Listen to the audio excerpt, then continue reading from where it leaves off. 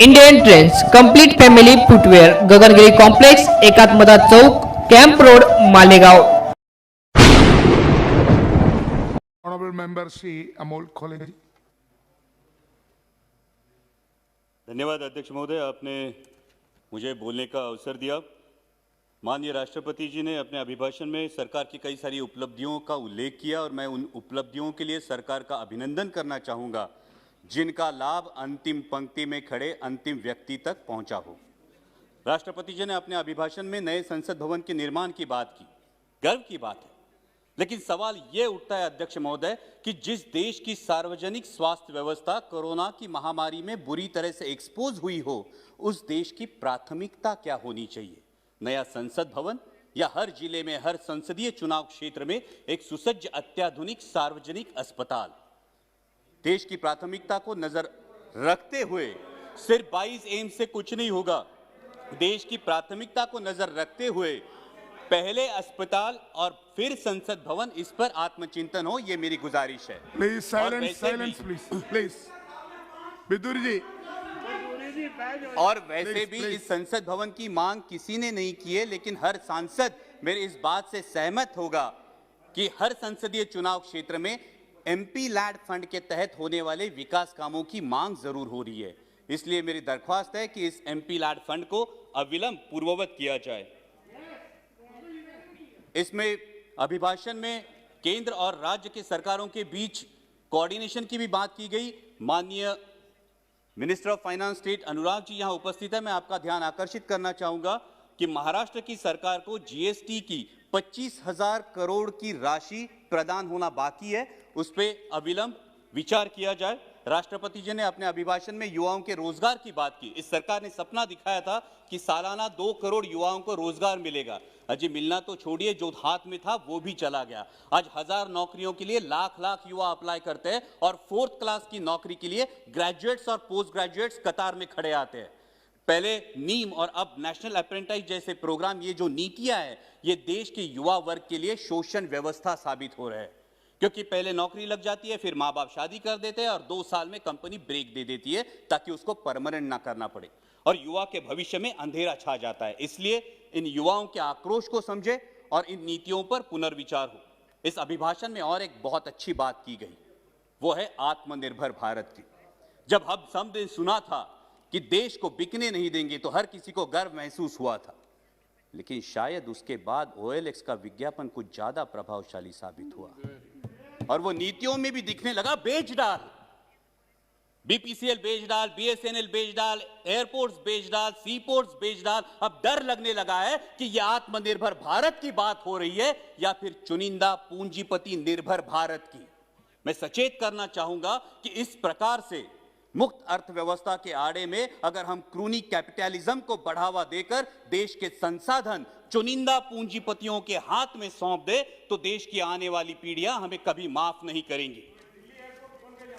इसमें राष्ट्रपति जी के अभिभाषण में किसानों की योजनाओं की बात की गई, लेकिन आज जो हमारे अन्नदाता, हमारे किसान भाई दिल्ली की सरहदों पर आंदोलन कर रहे हैं, जिसमें 200 से भारतीय, मैं भारतीय कहूंगा, 200 से भारतीय शहीद हुए, उनके प्रति कोई संवेदना इस अभिभाषण में नहीं दिखाई दी। यह आश्चर्यजनक है। गणतंत्र दिवस पर जो घटना घटी उसकी आलोचना अभिभाषण में हुई। हिंसा का कोई समर्थन नहीं हो सकता, ना ही होना चाहिए, लेकिन उसके उपलक्ष्य में, sir please let me continue, हिंसा का कोई समर्थन नहीं हो सकता, ना ही होना चाहिए, लेकिन उसके उपलक्ष्य में इस किसान आंदोलन को बदनाम करने की जो साजिश रची गई वो निंदनीय है।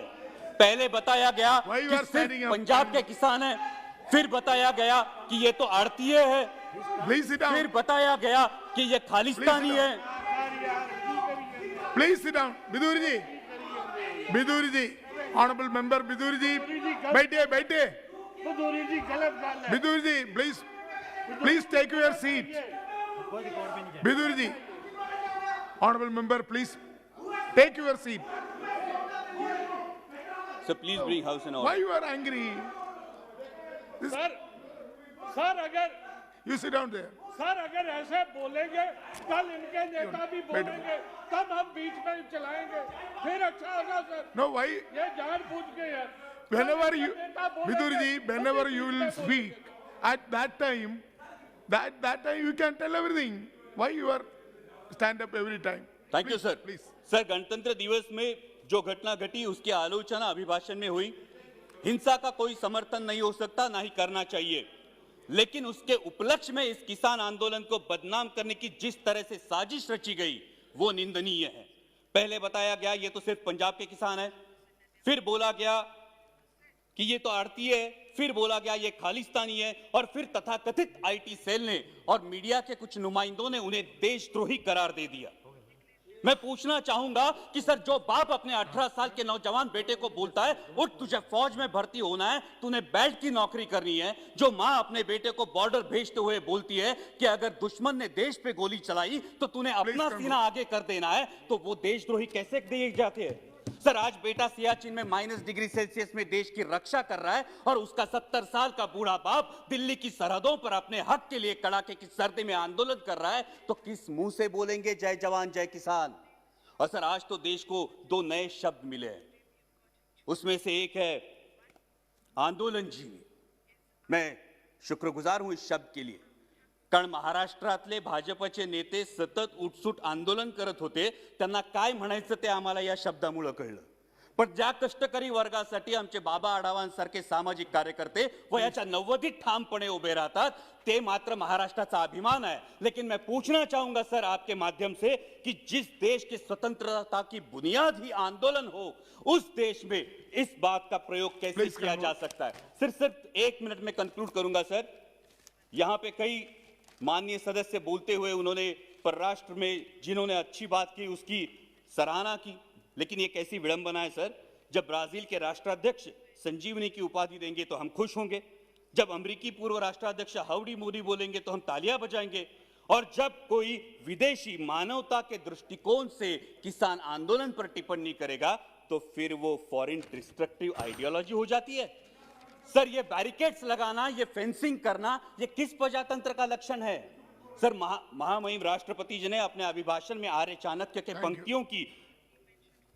पंक्तियों का उल्लेख किया, लेकिन मैं इस सदन को बताना चाहूंगा कि उन्हीं आर्य चाणक्य ने यह भी बताया है कि जब राजा का अहंकार प्रजाहित से ऊपर उठ जाए तो समझ लेना कि उसके शासनकाल का अंत निश्चित है।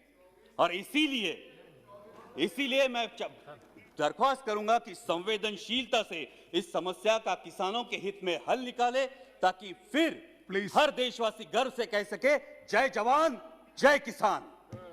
याच प्रकारच्या बातम्या पुढेही आपल्या मोबाईलवर मिळवण्यासाठी आमचा प्रबंधगुरू चॅनल सबस्क्राईब करा आणि या बातमीला जास्तीत जास्त शेअर करा।